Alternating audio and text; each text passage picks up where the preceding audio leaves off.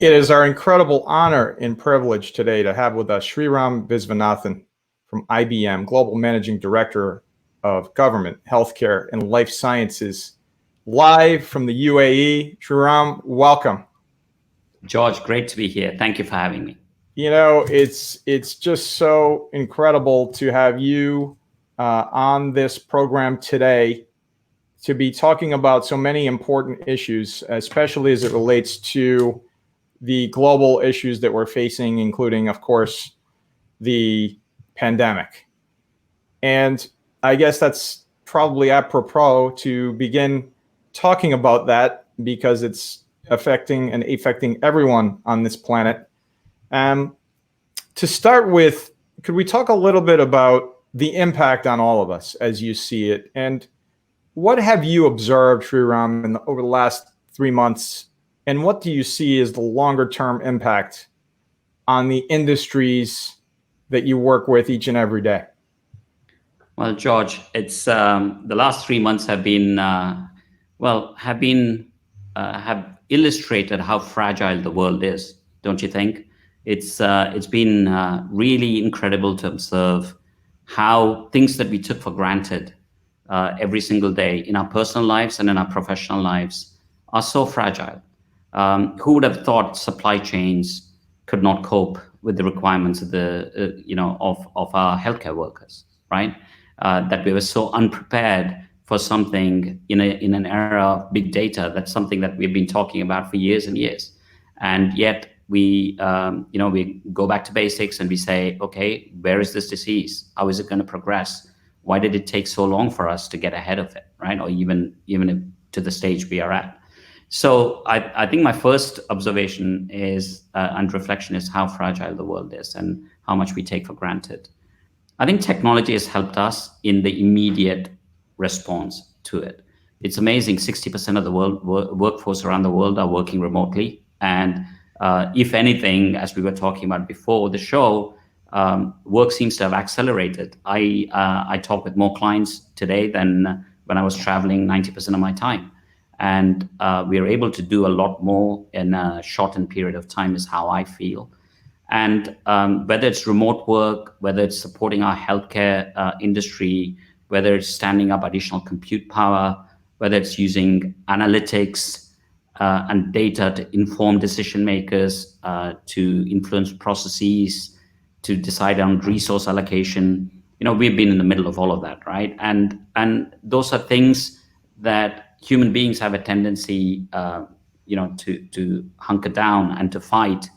But then I think we're coming to a stage where the next stage is about recovery and rebuild. And now you're starting to see a massive focus on what many people have termed the new normal. I would call it the new abnormal, because I think we are at least 12 months away from any kind of new normal. But for me, my reflections are some of the things that the UN Sustainable Development Goals talk about have come to light a lot more through this crisis.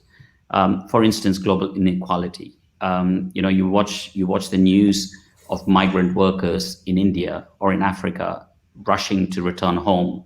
You look at things like the pandemic affecting certain segments of society a lot more. You look at global supply chains, urbanization is kind of reducing. You look at mass unemployment, 300 million around the world today.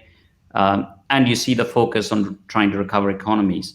So I think the impact on all of us, George, has just reiterated to me. I mean, of course, leave the technology side of it. I know we'll come and talk about innovation in a minute, but leave the technology side of it.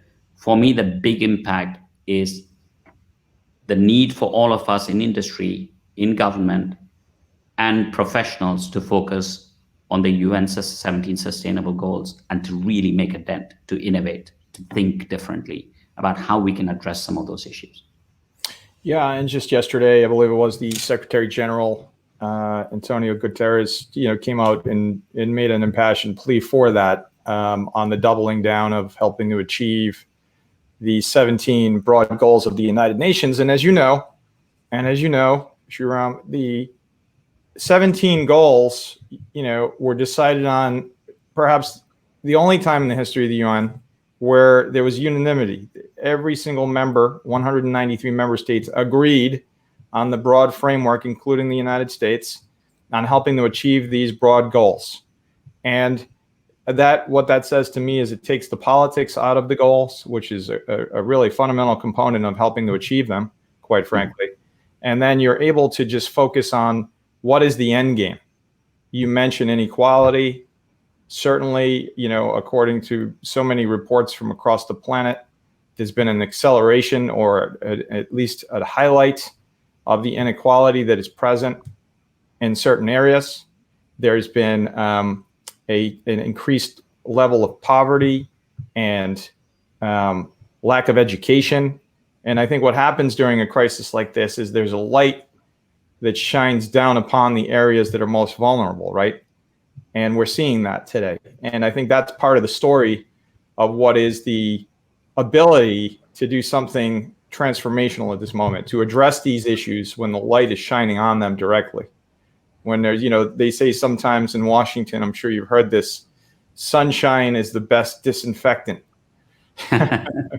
In this case, not exactly apropos, but you have a situation where the sunlight shining on an issue gives us an opportunity to understand it better and to help solve it quicker and just in a more comprehensive way.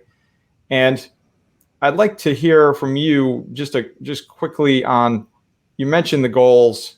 Do you see what's happening as a setback, or do you see it as an accelerant? In other words, we were sitting in conversations like this in early January across the planet. People were convening, having conversations with 3,500 odd some days to 2030 with this runway to achieve the goals.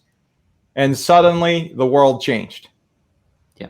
And suddenly you're in the UAE, I'm in Washington, D.C., but yet we're experiencing the same exact thing. Perhaps for the first time in human history, the entire planet is experiencing this, and with the speed of telecommunications and everything else, the awareness of the experience of others is also very, very clear. So are we closer to achieving the goals or further away as a result of what's happening?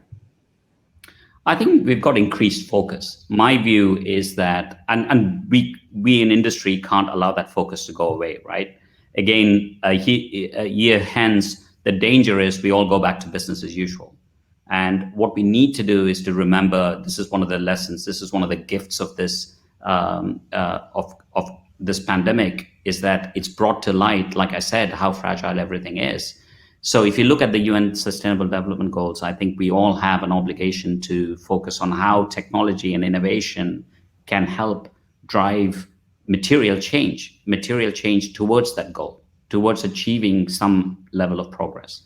I would say the last decade has demonstrated we haven't done that, right? I can take any of the goals. You look at aging population, by 2050, we're going to have 2 billion people around the world over 65. You look at 1% of the global population having 40% plus of the wealth. You look at 65 million people around the world migrating to cities, and yet, as we've experienced through the COVID-19 crisis, when jobs stop, when the jobs have gone from the cities, they're all rushing back to their homes and villages and trying to recover. You look at water scarcity, you look at food wastage. A third of all food that we produce is wasted. So for me, and you look at things like mental health, right? $16 trillion by 2030 is the economic impact of mental health. So some societal systemic issues, but underpinning all of that, technology can really make a difference. And for me, it's all about, the limiting factor is imagination. The limiting factor is personal ambition, in my view, towards achieving that. I hope that kind of addresses the question you raised, but I see it as an accelerant. I see it as an opportunity for us to really get to the root causes of some of these issues. Sreeram, what an incredible insight into this issue, and looking at innovation and the impact of digital technology. Can you highlight the potential that you see for disruption. And how does this address, or how can it address, some of the biggest challenges that we see in society today? Well, let's come at it from two sides, right, George? I mean, on the one hand, you have some critical technologies that are now more mature, more stable, that we can talk about forever. But I want to talk about how they can address the issue. So, cloud, data, AI, open source, blockchain, quantum, 5G, all of those are relevant. It's what you do with them that's really going to make the difference, right? So let's take some examples. Education, for instance. Just a small example, we opened something called a Pathways to Technology curriculum. This was our previous CEO's vision, PTech as it's called, in 2011. So far, 220 schools adopted the program, 150,000 students, 24 countries, 600 corporate partners. But this is open innovation of reinventing education, of allowing those underprivileged to solve a gap that we have in society, which is technical depth, security, what have you. In the new space, we don't have enough talent, right? So now we've just, a couple of months ago, in fact, we launched Open P-Tech. Now that's one example. I think education as an industry is going to go through transformation. We're going to see more partnerships. We're going to see collaboration. My son is at university, he's a senior, and I'm not sure that I need to send my daughter for 4 years of undergrad studies, and that's the best thing for her. So as a parent, I wonder if there's a better way of learning. And I think I would hypothesize that in 20 years' time, the education system will go through reform. Let's take another example. Let's think about, we talk about food wastage, right? How about using blockchain to really look at the supply chain? We are working with Yara, which is an agricultural company that has a lot of insights, and we're using data analytics, geospatial information to help farmers get the best yield. But if you can connect that with technologies like blockchain to look at matching supply with demand, and to look at how you can get food that's surplus to the people who need it the most. I'll give you another example. Post Hurricane Harvey, we looked at government stimulus funding, for the recovery effort, and we looked at using blockchain technology for one, data, AI, to look at how every dollar of that funding was being used, and did it have the impact it was intended for, because a lot of it does go waste around the world. And imagine if we could do that with charity organizations, where people like you and I who contribute to charity can have line of sight to how that money changed somebody's life, help somebody get educated, get the right medical help. I think we can have massive impact. So for me, I go back to the point I was making around, it's down to our imagination of how technology and innovation can reinvent some things that have been done the same way, but just perhaps digitized. Now we need to challenge how we can leverage insights and data to reimagine the whole thing. I don't know, George, does that make sense to you? Well, Sreeram, it makes a lot of sense. And I think the ability to reimagine, if you think about this for a moment, to reimagine entire sectors like education, just because something has been done a certain way for so much time or so many years, doesn't mean it's the most efficient way today. Healthcare is another great example of ripe for innovation and disruption. The delivery of healthcare, we are looking at a moment in time when your role actually becomes even exponentially more important, because you're helping to advise organizations, companies, et cetera, across the planet on how they can do things better, faster, cheaper, more efficiently. And I think that is paramount in what we're discussing here, because we were all on this giant treadmill of life in an accelerated fashion in January. I likened it to being on a slide. You know, you're on a slide as a kid and you're moving so fast and everything's going by you. And we had to pause almost instantly. Yeah. You know, it was an instant pause. It was like a big stop sign was held up and said, you know, you cannot, you literally can go no further. And again, the planet went into this complete moment of stall. And now we're slowly, to your point, emerging out of this.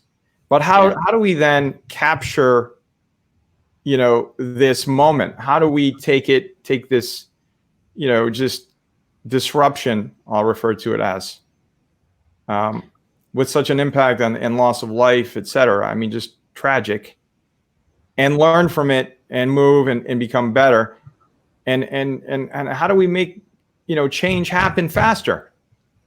Sreeram, how do we do that? Well, a couple of things, right? And as a human being, as a member of society, as well as a professional who sees these stories play out all the time, you know, I think we've looked at technology and we apply technology in very incremental fashions, especially in my industries, right? In the industries that I serve, it's always been incremental. You know, here's a process that we've done, put a system in to automate it, to digitize it.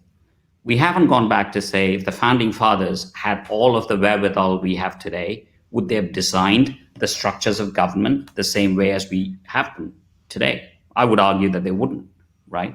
And I would argue that they would be a lot more disruptive in designing things so that it's more productive, faster, more agile. So for me, it comes down to leadership. It comes down to the metrics that drive behavior. It comes down to people having the courage and conviction to say, this is not about the technology, but this is about the impact we can create. You can see examples of it all around the world. And I think, you know, the COVID-19 crisis has made more people sit up and think and say, why did this happen? And how can we stop? And how can we contribute? And for me, the fundamental thing is around two things, and they're behavioral. They're not technological.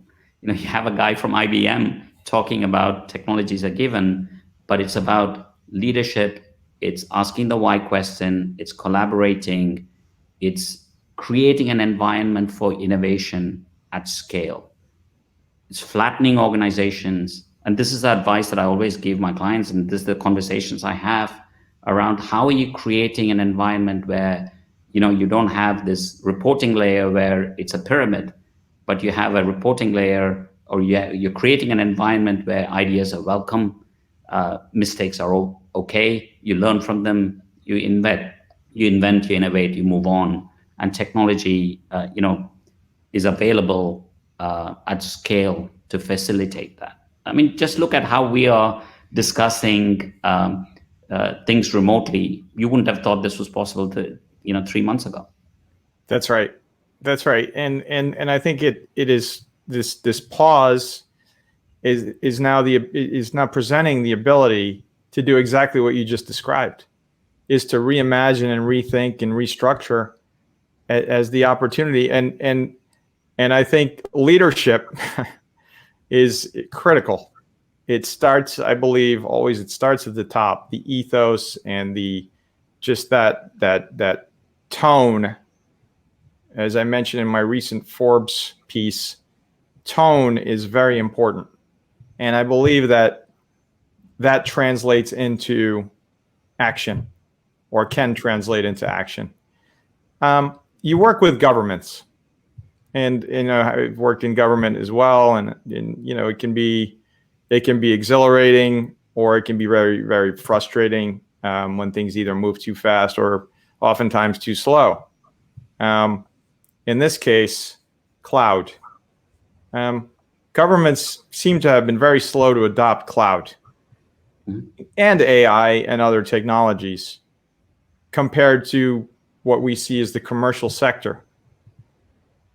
You've already shared some incredible insights on innovation and how innovation can address global challenges. But what do you see as the biggest obstacles in making this transformation a reality for governments? Well, I think Look, the cloud infrastructure around the world is getting better, stronger. There's more choice. We talk about hybrid cloud. We talk about you know, not locking people into one particular cloud. At the end of the day, I don't. Again, to my point earlier, I think the infrastructure and the platform and the ability to move applications and workloads to different clouds, all of that is available and you know, can be implemented. I think it's really no longer an IT issue. It's a demand that needs to come from agencies that says, I want to be able to do A, B, and C faster, more agile in sprints, and I'm no longer willing to wait for 12 months to implement a policy. Let's say there's a new benefit that a government wants to implement. Traditionally, that requirement would go to IT and would take forever to implement, right? And what is going to drive the adoption is the demand from agencies and businesses to get faster, more agile, and that's going to drive cloud adoption, in my view. And one of the factors that's actually going to make that happen is you've got more millennials coming into the workforce in government around the world. You know, if you look at just Germany, for instance, a big percentage of government workforce are aging and will retire in the next decade, right? And as they retire, you're going to get a new set of workforce. You're going to get more automation, and you're going to get a new norm because they've lived in a digital world. So they're going to say, why can't I do what I do in my retail world in government? That's going to drive cloud adoption. So for me, that's what we need to do. And people in industry like IBM need to show that some of the traditional fears around data privacy and security and data residency, all of that can be handled. It can be handled. You can give people assurances and protect privacy and data rights and everything else. That's not. It's no longer an unsurmountable issue, right?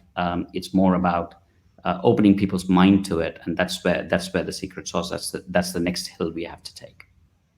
Well, we've heard some absolutely incredible insights and perspectives from you today, Sreeram, and I'd like to ask you one more question, just to give our global audience a little bit of insight into who you are and sort of your perspective and how you developed it. And so if we could go back to your first day at IBM, what did you find and how have things changed? Oh, wow, that's an interesting question. I came, like many people who come into IBM, I came into IBM through an acquisition. I was part of Pricewaterhouse Consulting. And, you know, it was like a kid coming into a candy store. I know it's an often used phrase, but when you're a management consultant throughout life, you provide recommendations to people as to what they have to do, what they can do, the art of the possible, but you don't have a hand in actually doing it and taking them through that journey. And companies like IBM give you that platform where you have the best of tech, you have great brains in different fields, you know, whether it's quantum or cloud or the latest in terms of Unix servers or mainframes or security, you'll find somebody who has lived a life in that space. And so, like I said, it's like, you know, being a kid in a candy store. And what I have learned, the experience for me has been the absolute, you know, IBM has been a company that's worked from sending man to the moon to the biggest systems we've put in governments around the world. And we've constantly reinnovated ourselves. And we have an obligation to bring these new technologies like quantum, like AI, into the world in a responsible way, in a way that protects our clients' rights, that allows them to shape society for future generations. And that's what's most exciting about my day today. 20 years later, I'm still the same kid in a candy store at IBM, and I love it. Well, that is a great way to conclude this interview. What last messages do you have for our global audience in countries all across the world? What would you say to them? How can they find out more about your work. There's so much work being done at IBM, but where would you begin to give them a parting message here? Well, my parting message to people is it all starts with each one of us, right? I think the UN Sustainable Framework, the 17 goals, laid out, like you said, every country signed up to it. We all agreed on the goals, and it's a true north star for me personally. And I constantly look at our strategy, look at our offerings, look at the work we are doing around the world, and say, are we making an impact? Are we helping address this? But I think in a time of disruptive innovation, it comes down to the things we individually choose to do and the things we choose not to do. So I strive to be a lifelong learner. None of us have exclusive privilege and right to the greatest idea. And so leveraging the best ideas that come out from around the world and applying it to our situations matters to me. I think partnerships matter. And I think this creating this infectious culture of, perhaps the wrong phrase to use at this time, but creating an infectious culture of innovation for me matters. So I would ask each one of the audience to create that for their teams and for each other. And it's been a pleasure to be on your show, George, and I look forward to talking very, very soon. Likewise, Sreeram Visvanathan, Global Managing Director, Government, Healthcare, and Life Sciences at IBM, live from the UAE. We thank you so very much for your inspiration, for your shining light today during this time, and for your incredible leadership and innovation. Thank you. Thank you.